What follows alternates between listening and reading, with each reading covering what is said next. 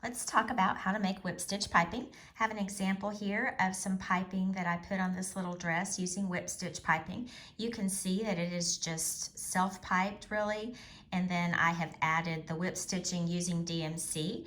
You do all of this before you construct the garment, so as I've sewn this in, it was already had the whip stitching in place. So we are going to get started talking about how you do it. What I like to do is make my own piping. I know a lot of people don't like to do that. The reason I like to do that is you can control the stitch length of your stitches that you've used to make it. You can see this right here is just a piece of piping that I've made, and I have used a stitch length of 3, and that is what I recommend for making this piping. You can go up to a 4 if you would like. Of course, we are going to use the holes where our stitches are to guide us as we stitch the whip stitching. So if you have a longer stitch length, you're going to have whip stitching that's further apart. If you go real small with it, you're going to have close together stitching. So you can play around with it and see what you like. But for this, I have used 3 to get started. If you use pre-purchased piping, you certainly can do that. What you'll probably find is that your stitch length is pretty long, like maybe up to a 5, depending on the piping. So try it out. If you like that look, you can certainly use that, but I do recommend making your own. If you need instructions on making your own piping, Susan has a great video on the blog about how to make that. But this is just piping made with mini cording. So got a couple of different examples here. This one right here is made using 2 strands of DMC. It's a nice little delicate look. This one right here is made using 4 strands of DMC. It is what I used when I made this dress, and we are going to use make this one here in the middle using 3 strands. So what I recommend is using an embroidery needle. Go on and separate your floss like you would if you were smocking. I've got 3 strands here. You know, you separate it and then you do this to kind of get it all smoothed out. If you would like to iron it, I think that would also make a really nice, just a nicer stitch going forward. I did iron the, when I did the 4, using 4 strands, I did iron that.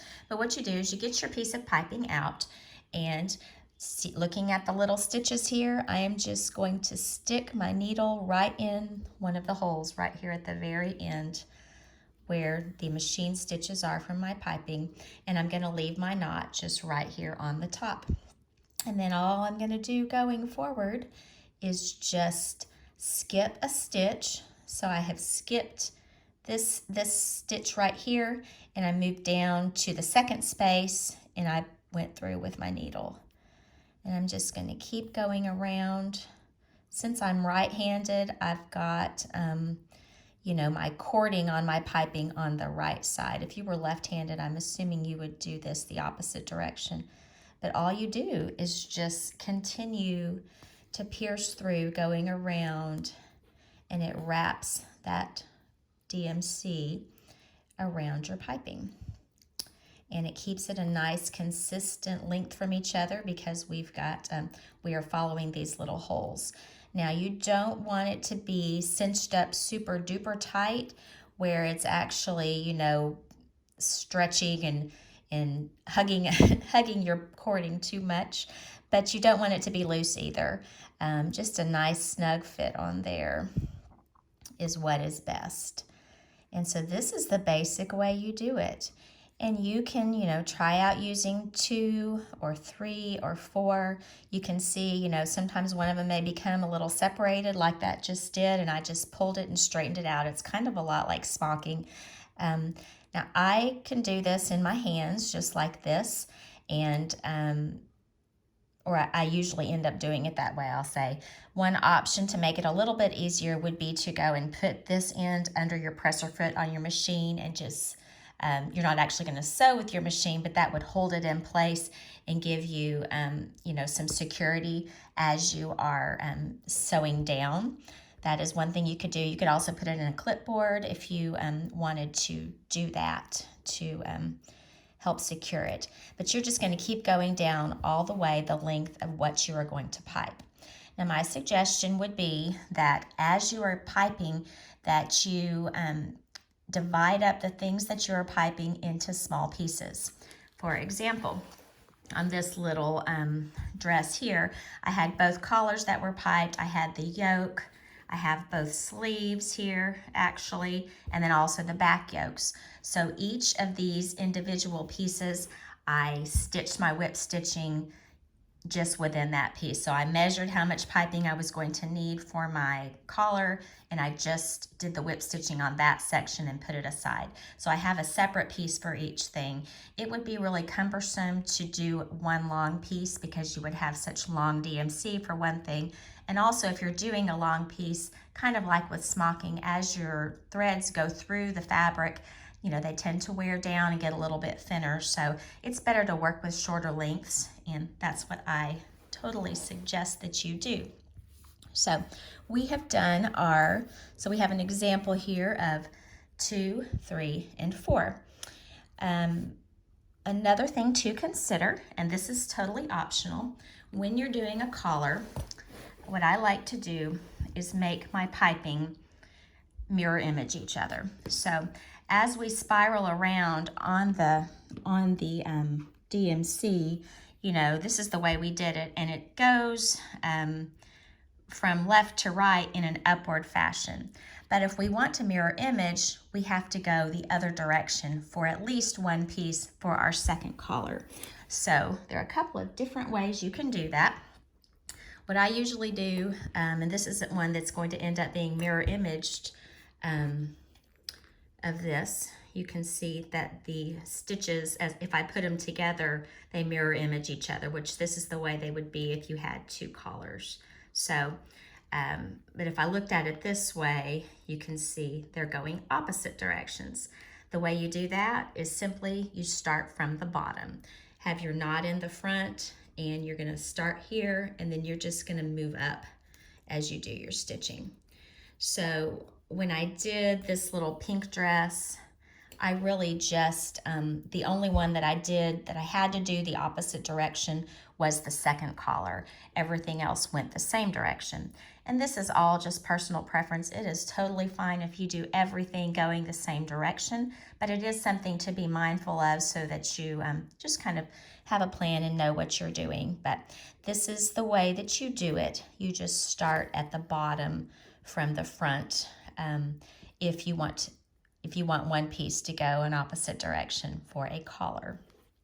One other little option that you can do, I'm going to show you on this one where I have the two strands. This little piece, you know, is all the way up with the whip stitching. But what you can do when you get to the bottom, if you would like, is work your way back up.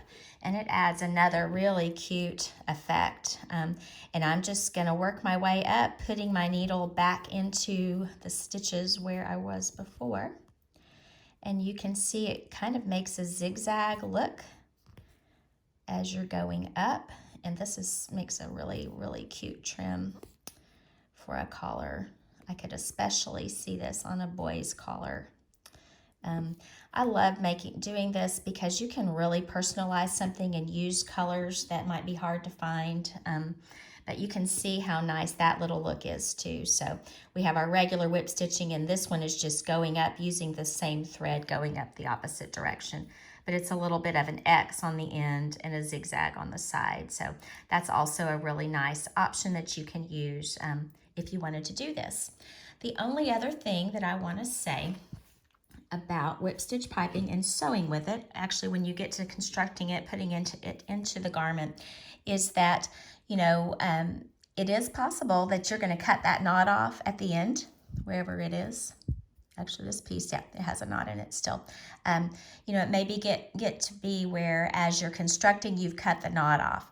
And so if you haven't yet sewn across this way as you're constructing the garment, it is possible that some of your threads could, you know, become loose and fray and come out. So just be mindful of that and be careful. I have sometimes what I will do, I'll just show you on this one.